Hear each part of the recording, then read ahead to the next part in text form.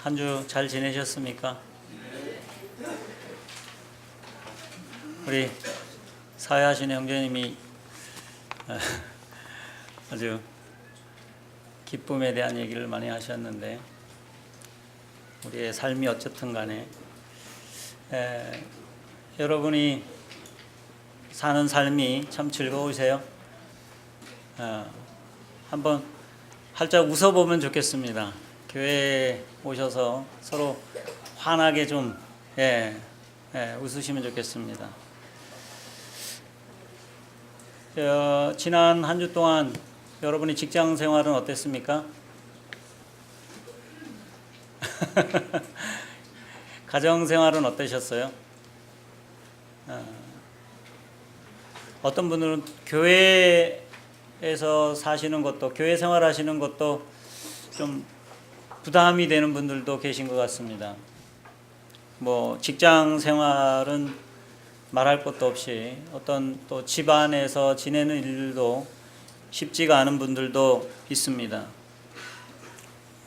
뭐가 우리를 그렇게 어렵게 또 힘들게 합니까?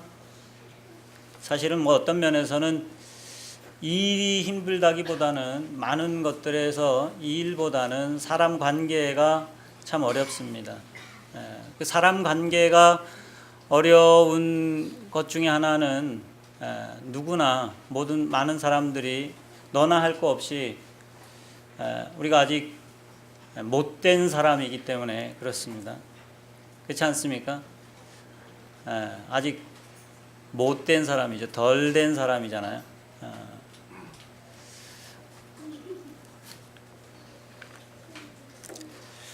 그래서 우리 주변에는 꼭 나를 힘들게 하는 사람들이 있습니다. 그리고 나도 간혹 다른 사람을 내가 인식하든 못하든 간에 다른 사람을 힘들게 할 수도 있습니다. 한번 혹시 나를 아주 되게 힘들게 하는 그 사람 지금 한번 떠올려 보시겠어요?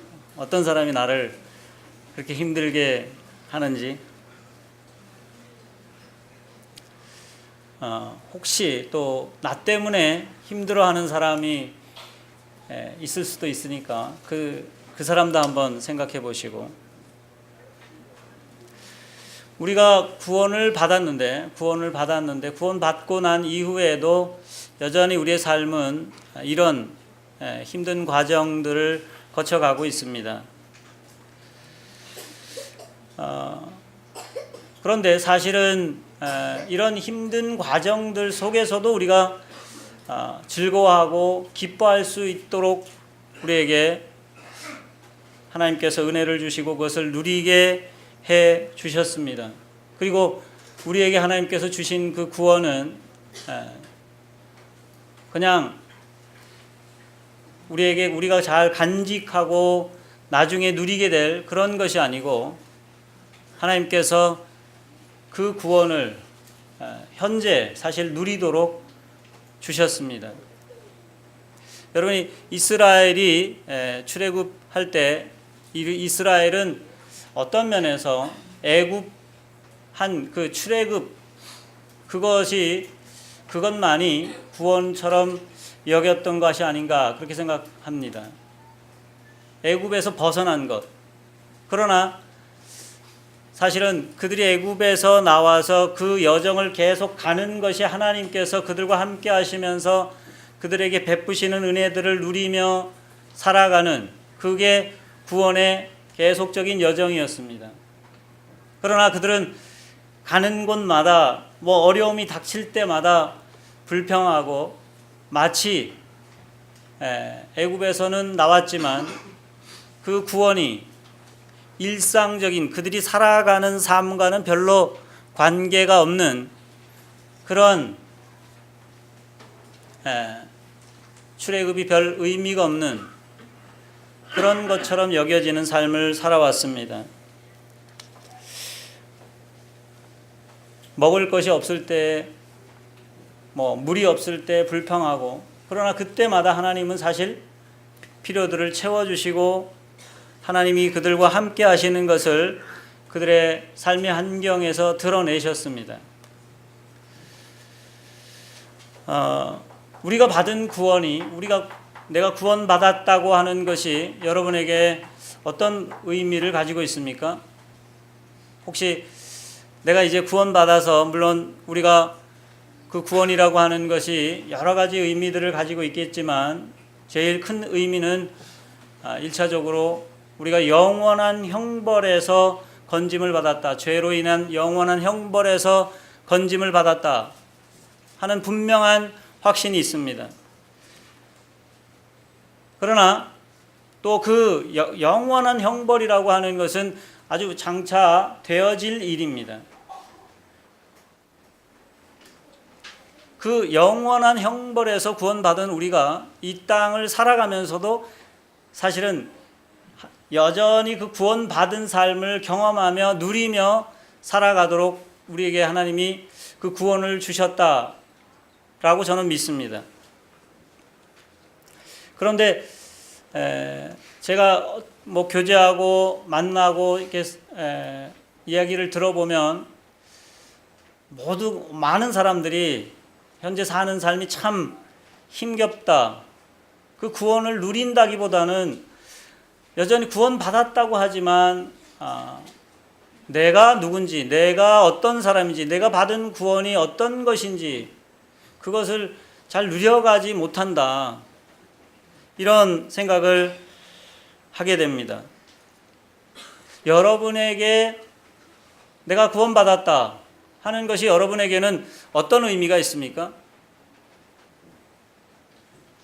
그것을 지금 매일 삶에서 그 구원을 내 것으로 누리고 사십니까?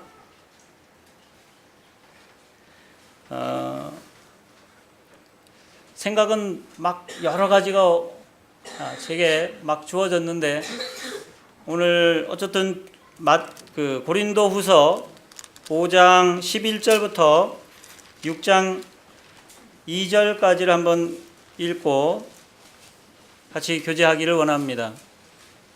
고린도 후서 5장 11절부터 6장 2절까지를 같이 읽겠습니다. 한번 같이 읽어보도록 하겠습니다. 시작. 우리는 주의 두려워하심을 알므로 사람들을 권면하거니와 우리가 하나님 앞에 알리워졌으니 또 너희 양심에도 알리워지기를 바라노라. 우리가 다시 너희에게 자천하는 것이 아니요 오직 우리로 말미암아 자랑할 기회를 너희에게 주고 마음으로 하지 않고 외모로 자랑하는 자들에게 대답하게 하려 하는 것이라. 우리가 만일 미쳤어도 하나님을 위한 것이요 정신이 온전하여도 너희를 위한 것이니 그리스도의 사랑이 우리를 강권하시는도다. 우리가 생각하건대 한 사람이 모든 사람을 대신하여 죽었은즉 모든 사람이 죽은 것이라. 그가 모든 사람을 대신하여 죽으심은 살아있는 자들로 하여금 다시는 그들 자신을 위하여 살지 않고 오직 그들을 대신하여 죽었다가 다시 살아나신 이를 위하여 살게 하려 함이라. 그러므로 우리가 이제부터는 어떤 사람도 육신을 따라 알지 아니하노라. 비록 우리가 그리스도도 육신을 따라 알았으나 이제부터는 그같이 알지 아니하노라. 그런즉 누구든지 그리스도 안에 있으면 새로운 피조물이라. 이전 것은 지나갔으니 보라 새 것이 되었도다. 모든 것이 하나님께로서 났으며 그가 그리스도로 말미암아 우리를 자기와 화목하게 하시고 또 우리에게 화목하게 하는 직분을 주셨으니 곧 하나님께서 그리스도 안에 계시사 세상을 자기와 화목하게 하시며 그들의 죄를 그들에게 돌리지 아니하시고 화목하게 하는 말씀을 우리에게 부탁하셨느니라. 그러므로 우리가 그리스도를 대신하여 사신이 되어 하나님이 우리를 통하여 너희를 권면하시는 것 같이 그리스도를 대신하여 간청하노니 너희는 하나님과 화목하라. 하나님이 죄를 알지도 못하신 이를 우리를 대신하여 죄를 삼으신 것은 우리로 하여금 그 안에서 하나님의 의가 되게 하려 하심이라. 우리가 하나님과 함께 일하는 자로서 너희를 권하노니 하나님의 은혜를 헛되이 받지 말라. 이르시되 내가 은혜 베풀 때에 너에게 듣고 구원의 날에 너를 도왔다 하셨으니 보라 지금은 은혜 받을 만한 때요 보라 지금은 구원의 날이로다.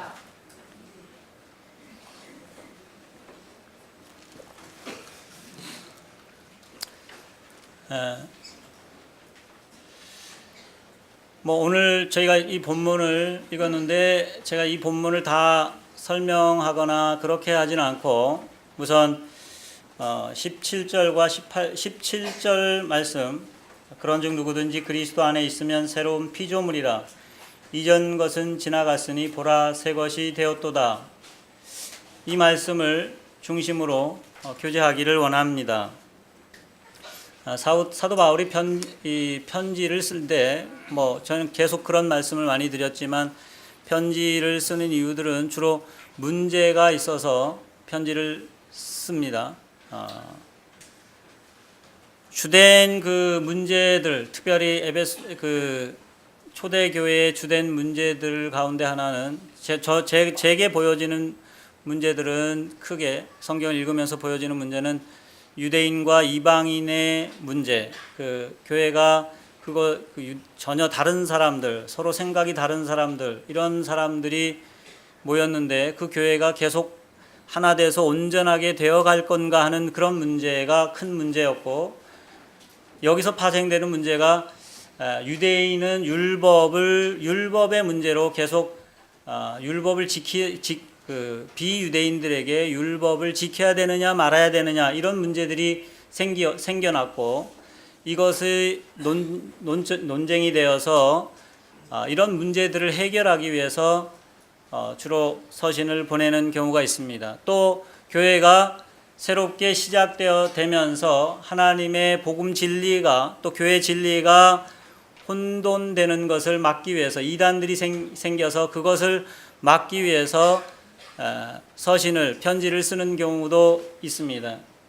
또 사도 바울이 개인적인 문제들, 개인적으로 자신의 이야기를 적는, 그래서 내가 어떤 사람이다, 하나님 앞에 어떤 사람으로 살아가느냐, 또 내가 하나님께 어떤 부름을 받아서 살아가느냐 하는 그런 문제로 편지를 쓰기도 하고, 또 개인적인 문제, 특별히 디모데 전후서나 디도서 같은 경우는 개인의 문제로 편지를 보내기도 했습니다. 이 고린도 후서는 사실 사도 바울의 개인적인 이야기들이 가장 많이 들어있는 그러한 내용인데, 그러나 그 내용 중에도 사실은 개인적인 얘기를 하면서도 그 내용은 복음으로 가득 차 있습니다.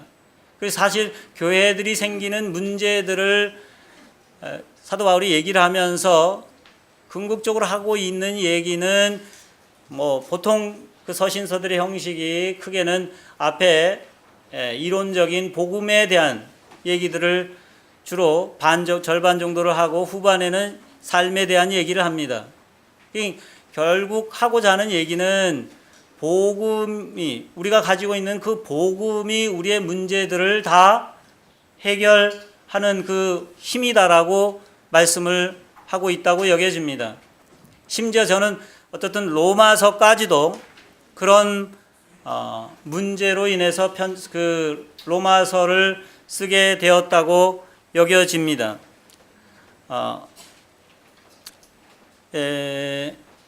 오늘 우리가 읽은 이 본문, 사도 바울이 이 5장 17절에 누구든지 그리스도 안에 있으면 새로운 피조물이라 이전 것은 지나가시니 보라 새 것이 되었도다.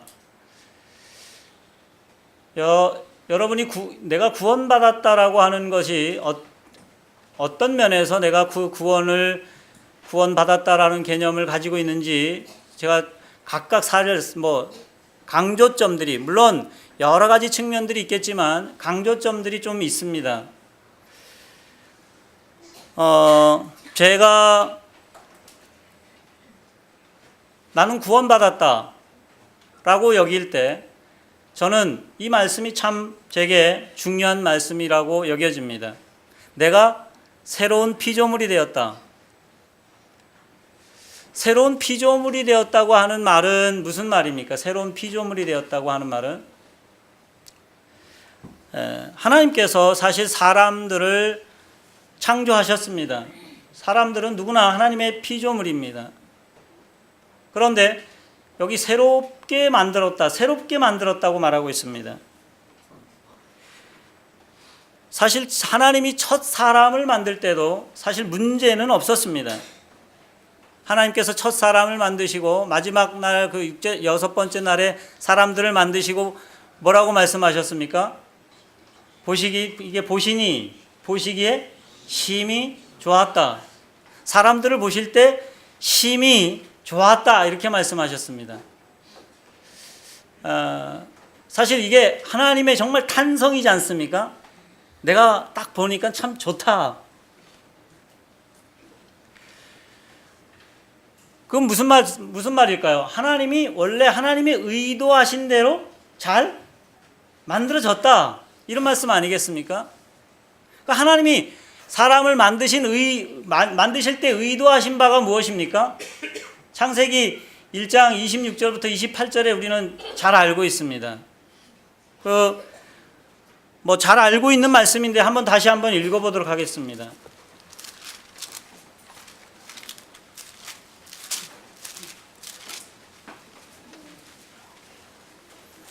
같이 한번 읽어보겠습니다. 26절부터 시작.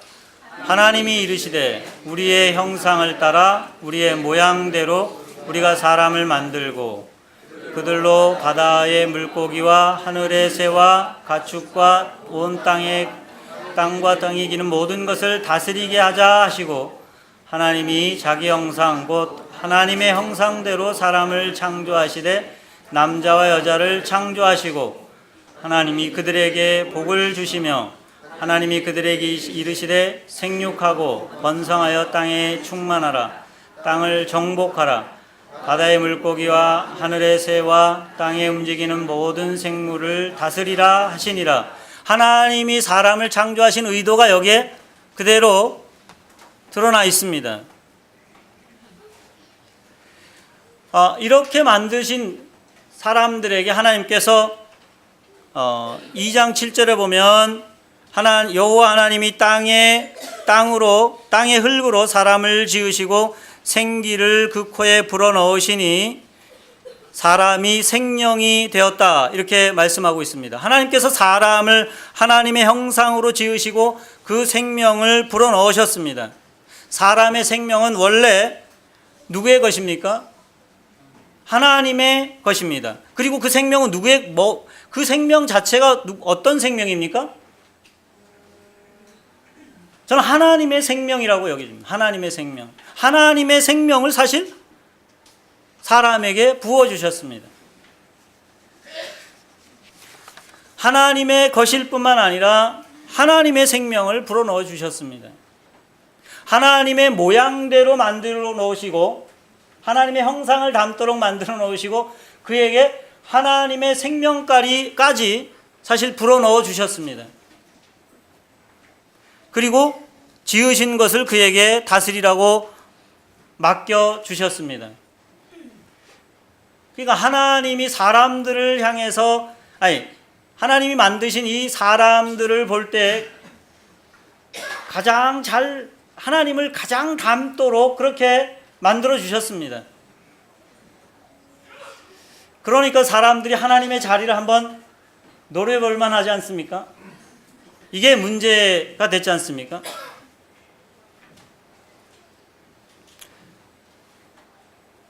그래서 하나님이 보시기에 정말 좋았다. 그러면 구원이 뭡니까? 구원은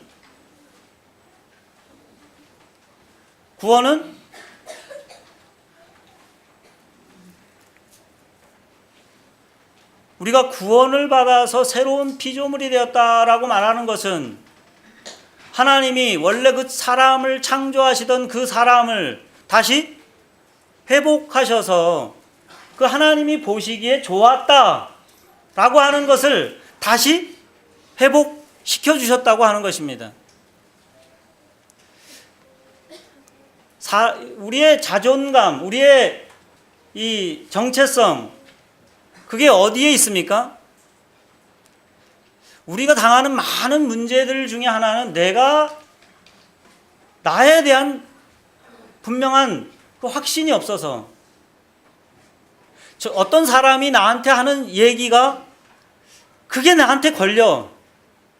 그게 고민이 되고 그것 때문에 힘들어하고 이런 경우가 대부분 아닙니까? 근데 그 사람이 나를 만드는 게 아니잖아요. 구원은 하나님이 나를 새롭게 만드셔서 그 원래 하나님이 의도하신 그대로 다시 나를 그대로 살아갈 수 있는 가능성이 내 안에 생겼다고 하는 것입니다. 나를 보시면서 다시 심히 좋았다. 나 참 너 보니까 좋다. 이렇게 나한테 말씀하신다는 것입니다. 저는 이게 내게 복음입니다. 제게 이게 복음입니다. 물론 이 일을 위해서 예수 그리스도께서 우리를 위해서 희생을 치르셨습니다. 그러나 그 희생을 치러서 우리를 치르신 이유가 뭐냐 할 때는 이렇게 우리를 새롭게 하시기 위해서 그 일들을 하셨다고 하는 것입니다. 이게 복음이지 않습니까?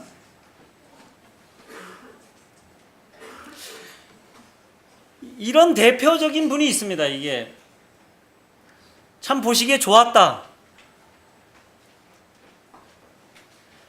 누가 이 하나님이 보시기에 참 좋은 그런 분이었습니까? 예수님이 이 땅에 오셨을 때 저는 예수님이 하나님이 보시기에 참 좋으신 분이었습니다. 예수께서 침례를 받으시고 물에서 올라오실 때 하늘에서 음성이 들리기를 뭐라고 말씀하셨습니까? 이는 내 사랑하는 아들이요 내가 기뻐하는 자라. 예수님은 참 사람으로 오셨습니다. 참 사람. 그럼 예수님이 뭡니까? 사람인 참 예수님, 참 사람이신 예수님은 하나님이 원래 의도하신 사람, 둘째 아담으로 오셨습니다.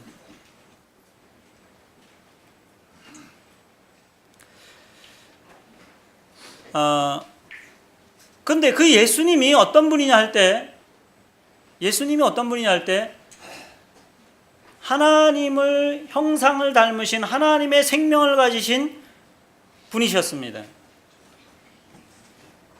요한복음 5장 26절에 아버지께서 자기 속에 생명이 있음 같이 아들에게도 생명을 주어 그 속에 있게 하셨고 라고 예수님께서 말씀하셨습니다. 예수님이 하신 말씀이 뭐겠습니까? 나에게 하나님의 생명이 있다.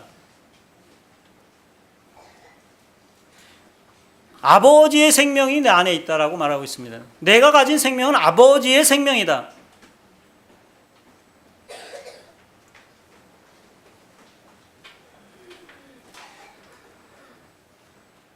그리고 우리가 방금 읽은 고린도 후서 4장에 보시면 4장 4절에는 그 중에 이 세상의 신이 믿지 아니하는 자들의 마음을 혼미하게 하여 그리스도의 영광의 복음을 광채가 비치지 못하게 하려 함이니 그리스도는 하나님의 형상이니라. 이렇게 말씀하고 있습니다. 예수님이 뭐라고 했습니까? 하나님의 형상이라.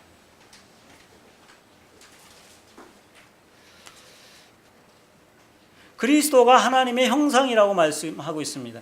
그리스도는 하나님의 형상이시고 그 생명이 하나님의 생명이라.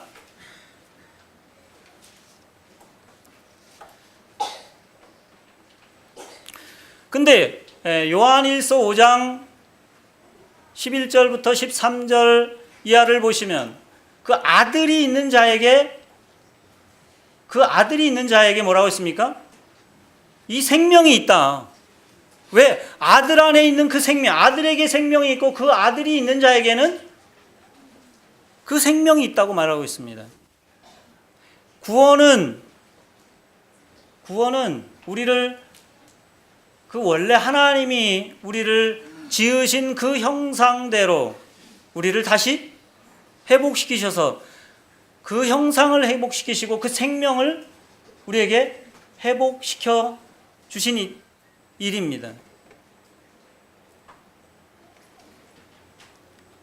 그래서 사실 예수님처럼 살 수 있는 가능성이 우리에게 주어졌다고 하는 것입니다. 이게 제게는 복음입니다. 이게 즐거운 소리 아니겠습니까? 누구든지 그리스도 안에 있으면 이러한 새로운 피조물이라고 말씀하고 있습니다. 복음은 이런 능력을 우리에게 주셨다고 성경은 우리에게 말씀하고 있습니다. 죄 사함을 받아서 죄 사함의 그 확신 가운데 우리가 있으면 하나님이 사실은 그 우리를 의도하신 것은 죄 사함은 그 기초고, 왜? 이 일을 가능케 하시기 위해서, 이것을 우리에게 주시도록 하기 위해서 하나님께서 하신 일입니다. 우리는 이것을 믿음으로 누리고 있습니다. 믿음으로 누리고 있습니다. 요즘에 그 히브리서 11장을 우리 성령찬양주님께서 교제하고 계십니다. 저는 그 말씀을 들으면서 11장을 한번 히브리서 11장에 1절에 믿음은 바라는 것들의 실상이요 보지 않는 것들의 증거니 선진들이 이로써 증거를 얻었느니라. 믿음은 바라는 것들의 실상이다. 이렇게 11장을 시작하고 있습니다. 그런데 성경은 사실 이렇게 장절 구분이 원래는 없습니다. 원래는 없던 건데 이렇게 구분을 해놔서 뭔가 우리는 11장을 읽으면서 뭔가 새로운 얘기를 하는 것처럼 생각하지만 11장은 앞에 10장까지랑 다 연결이 되어집니다. 10장까지 여기 히브리서 기자가 계속해서 적고 있는 내용이 뭡니까? 우리에게 대제사장이신 그리스도가 계시고 그리스도를 통해서 우리 안에 이루어 놓은 일이 어떤 것인지를 말씀해 주고 있습니다.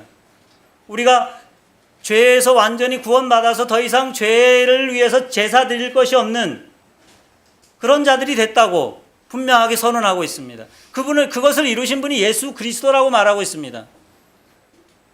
그러면서 11장으로 계속해서 11장으로 넘어간다기보다 그 얘기를 하는 중에 연결해서 하는 말입니다. 그러면서 믿음은 바라는 것들의 실상이다. 지금 무슨 얘기를 하고자 하는 거겠습니까? 무슨 얘기 하고자 이 얘기를 쓰는 거겠습니까?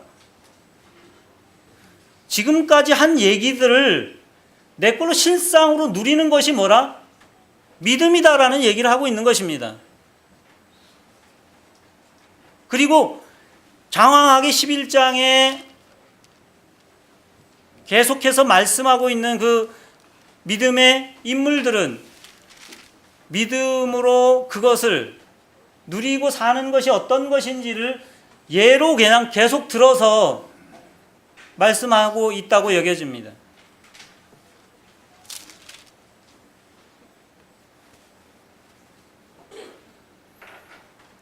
39절에 보면은 히브리서 11장 39절에 이 사람들은 다 믿음으로 말미암아 증거를 받았으나 약속된 것을 받지 못하였으니 이는 하나님이 우리를 위하여 더 좋은 것을 예비하셨은즉 우리가 아니면 그들로 온전함을 이루지 못하게 하려 함이라. 이 엄청난 말씀을 하고 있습니다.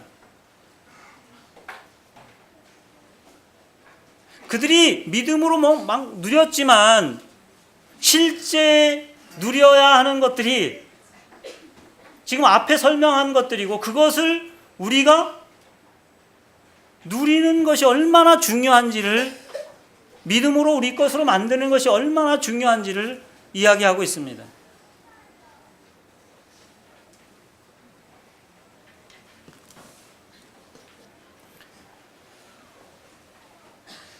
우리는 우리 주변 환경이나 우리가 자라온 환경이 우리를 사실 많은 부분을 영향을 미치고 우리를 만들어 갑니다.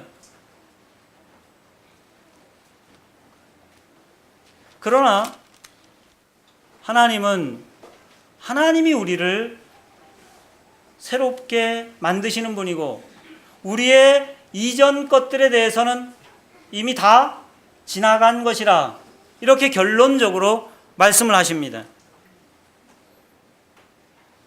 문제는 내가 날마다 그것을 믿음으로 내 것으로 누리느냐. 믿음은 내가 구원받을 때 그때 예수 그리스도를 난 믿기로 했어, 믿어, 내 안에 믿음이 생겼어, 이것으로 끝나지 않습니다.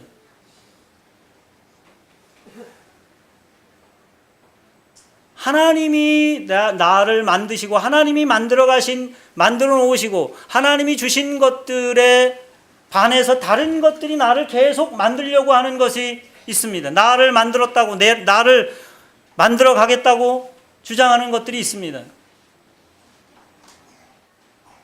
그리고 그것들이 나를 만들어 가도록 그냥 내버려 둘 수도 있습니다.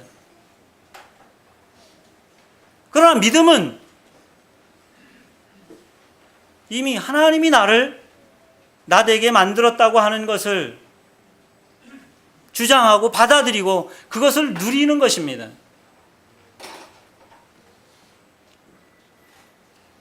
그렇게 사는 사람들은 더 이상 자기 자신을 위해서 살지 않고 죽었다가 다시 사신 분을 위해서 산다고 말씀하고 있습니다.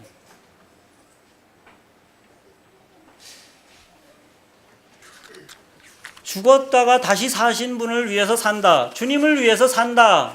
여러분, 주님을 위해서 산다고 하는 것이 무슨 의미입니까? 주님을 위해서 내가 할 수 있는 게 특별히 뭐가 있겠습니까? 우리 부모들이 내 자식을 위해서 산다. 이건 가능하지 않습니까? 왜? 자식의 필요들을 어떻게? 다 공급해 주니까. 근데 우리가 주님이 우리 되게 만드시는 분인데, 내가 주님을 위해 산다. 주님을 위해서 내가 할 수 있는 게 뭐가 있겠습니까?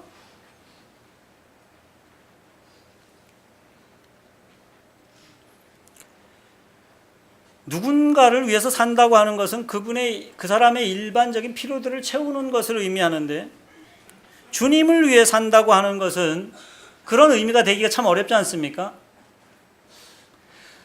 주님을 위해서 산다고 하는 말은 원래 하나님이 창조하실 때 의도하신 그 의도가 나를 통해 사는 것이 드러나면 그게 하나님을 위해 사는 것입니다.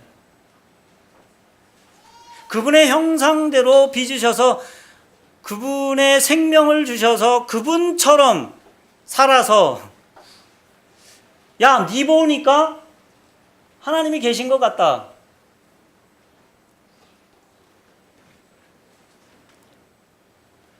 이게 하나님을 위해 사는 겁니다. 그게 하나님께 영광이 되는 것입니다. 야, 니들 아버지, 니 보니까 니들 아버지 정말 행복하겠다. 이게 뭡니까? 우리 아버지가 나 때문에 영광 받는 일입니다.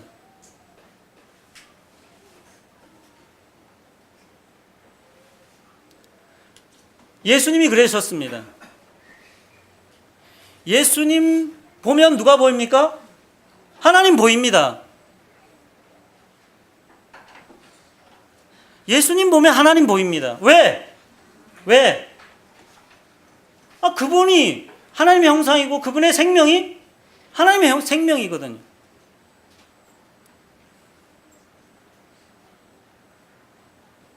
그럼 내가 하나님을 위해 산다고 하는 것, 주님을 위해 산다고 하는 게 뭐겠습니까? 예수님처럼 사는 거잖아요. 예수님처럼. 예수님처럼 산다고 하는 것은 사실은 이게 복음이 그 일이 가능하게 되었다고 하는 것이 제게 복음입니다. 우리를 그렇게 가능하게 하셨다고 하는 게. 제가 카톡에다가 한동안 카톡 제 화면이 뜨는 데다가 오늘 내게 하루가 주어진 것은 잘 죽을 수 있는 기회가 주어진 것이다. 이렇게 적었습니다. 적어놓고 살아왔어요.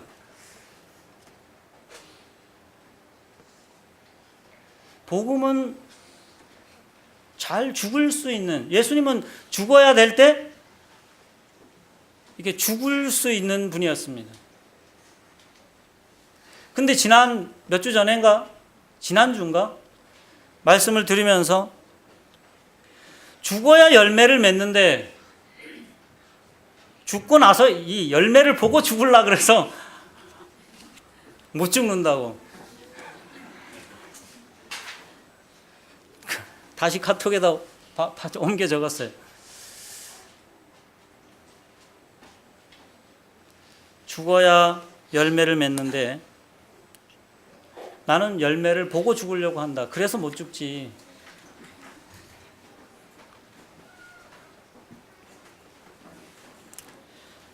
성도가 죽어야 할 때 죽지 못하면 부끄러움이 찾아옵니다. 그런 능력을 주셨지만 사용하지 못했기 때문에.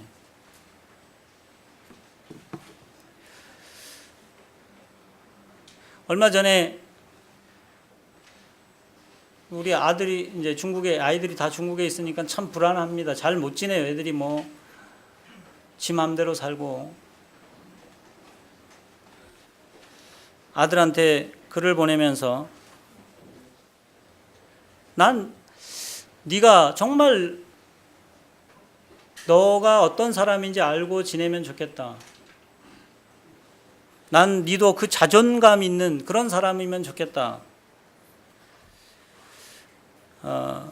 유약하기 한이 없고 자존감이 낮았던 아빠가 그래도 내 삶을 이렇게 살아갈 수 있는 이유 그 한 가지는 나를 새롭게 하셔서 새 생명 가운데 살 수 있게 해 주셨다는 그 믿음. 이것보다 더 강력한 것은 없지. 하나님께서 자신의 아들을 죽음에 내어 줄 만한 가치를 얻은 나라고. 하나님의 잃어버린 영광이 다른 어떤 것도 불가능하고 바로 나를 통해서 그 영광이 드러날 수 있게 되기를 위해 창조 때 주셨던 그 영광을 내게 회복시켜 주셨다는 그 믿음.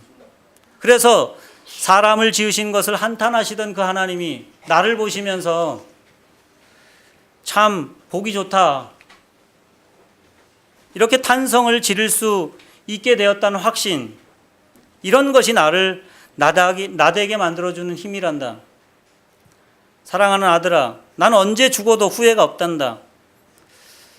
내가 내 연약함을 알고 그분이 나를 회복시키심을 알고 내게 주신 가능성을 알고 그리고 그 가능성을 따라 언제라도 잘 죽을 기회가 있으면 잘 죽으려고 잘 살고 있으니까.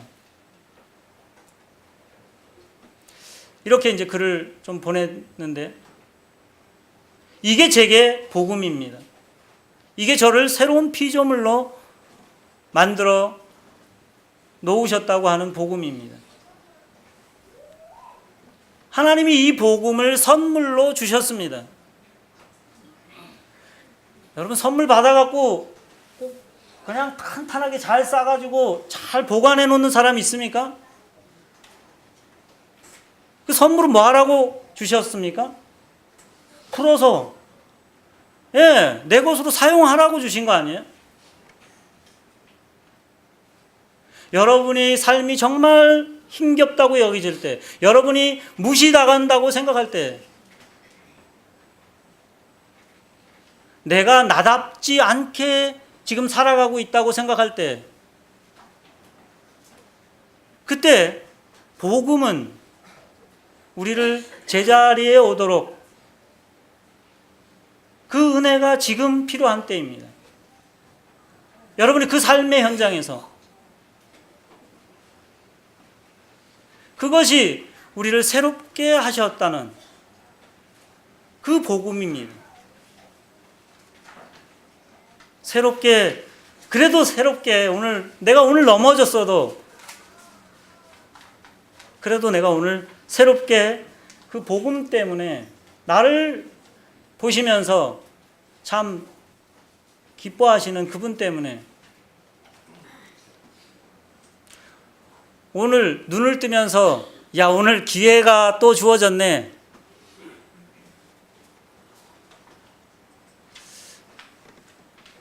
여러분에게 또 생각하는 복음이 있겠지만 저는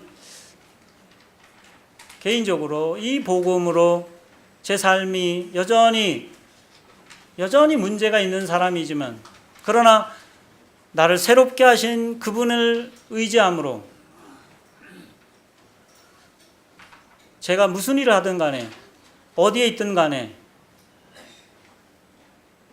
어떤 사람에게도 그리고